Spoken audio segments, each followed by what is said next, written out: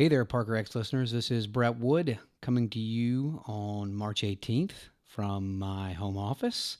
Um, just wanted to chat a little bit about kind of what's going on out there. Over the last few days, we've all been social distancing as best we can, and my social distancing includes distancing from clients and colleagues and friends, and realizing pretty quickly that my favorite part of the job is talking to all of y'all. And thought it might be nice to start a conversation virtually and see where it goes. So over the next couple of weeks, as we're dealing with everything that's going on, I thought I'd put together a few short episodes and just talk a little about some of the things that we're seeing out there that could be occurring because of coronavirus and could come out of the back end of this. But I wanted to start today just kind of let's update from the conversation that Brett Galvin and Lester Mascon and I had last week about some of the things we're seeing. And if you've listened to that conversation, it was pretty speculative. We obviously had no idea what was going to be happening yet,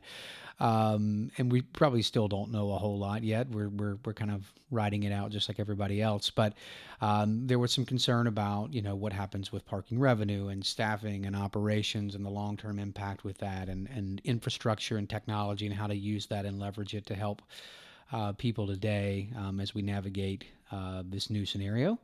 And it's interesting because we've already started to see in the industry somewhat some things changing. So we've likely seen in the news recently as people are starting to see the effects of self isolation, or in some cases even kind of more of the shelter in place type regulations. We've seen that the municipalities are also responding with lessening or reduction or outright removal of parking tickets over this 2-3 week period, which is great. I mean, that's something, as we think about the economic impacts to everybody and the equity impacts as we're asking people to stay at home. It definitely changes our streets and the use of the parking system, and reducing some of these types of violations is good. We obviously have to balance that a little bit with safety type violations, which are obviously still on the table. And places like LA and New York and Denver are dealing with this, specifically in residential areas or in their downtowns. And it's interesting to see, this being used as a tool to continue to kind of defray some of the impacts that people are going to see with this.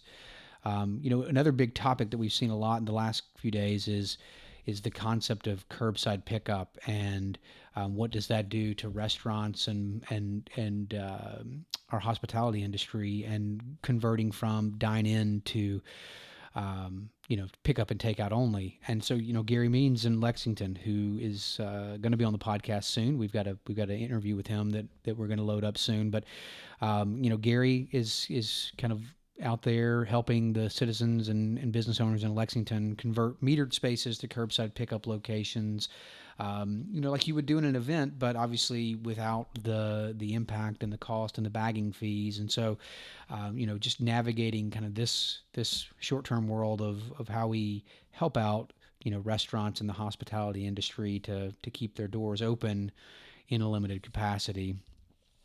We're also seeing, Paso Robles suspended downtown parking rules for food delivery services, who are going to be critical to kind of keeping people fed, especially in places where we're sheltering in place, and there's a little less outside activity going on. And the great thing, if you read this article, Paso Robles also proposed that they were going to dedicate their parking revenue for the next month to downtown businesses, which is great. There's obviously going to be an impact to parking revenue with lessened demand on the street and in the offices and in the entertainment venues in our downtowns. But anything we can do to help these really impacted businesses is going to be good. And so Paso Robles is a great example of getting out there and helping their citizens and helping their business owners.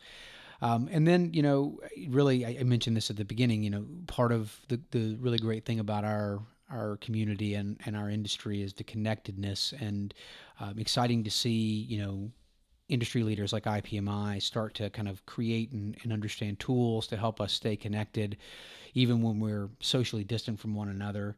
And so, things like their forum, the forum today has been fairly active on people kind of talking about things like, temporary loading zones and whatnot. And it's a great place for us to share information about how we kind of navigate changing conditions in our system. And then I was really excited this morning to see that IPMI is going to do free online shop talks. So if you haven't seen this email, go to their website and check this out.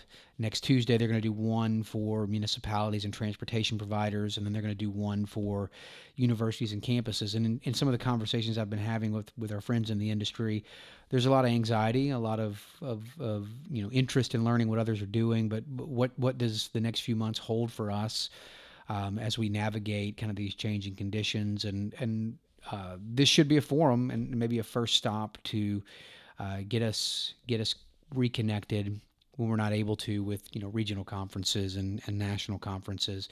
And to that front, one of the other things that we do quite well as an industry is we network and we connect well. And one of my good friends, Kevin White, who, if you haven't met him, this is him. Kevin is a parking and mobility consultant over at Walker, and he's been batting around the idea of doing something like parking happy hours in the coming weeks, where virtually we get together in a meeting like this on video and just spend some time connecting, since we're not going to be able to get to do it over the next few weeks at conferences and things like that. So Kevin's going to put some information on LinkedIn, and I'll make sure to link that through not only my site but ParkerX, and we can certainly get you invited. You can also email him; it's right there on the screen, kwhite@walkerconsultants.com, and give him a shout and let him know if you'd like to get engaged and get to know Kevin anyway. He's a pretty smart guy. And then finally, as we think about upcoming topics, I've got a few that I want to think about and do a little research on and come back and talk about. But if you have things you'd like to talk about with ParkerX, or have us kind of do a little research or digging around on, drop me an email at brett@woodsolutionsgroup.com, and we can get that figured out. Want to stay connected over the next few weeks as we're all navigating through this, and hopefully continue to get you some great content with my partners, Brett and Lester. So thanks a bunch. Be safe out there, and we will talk soon.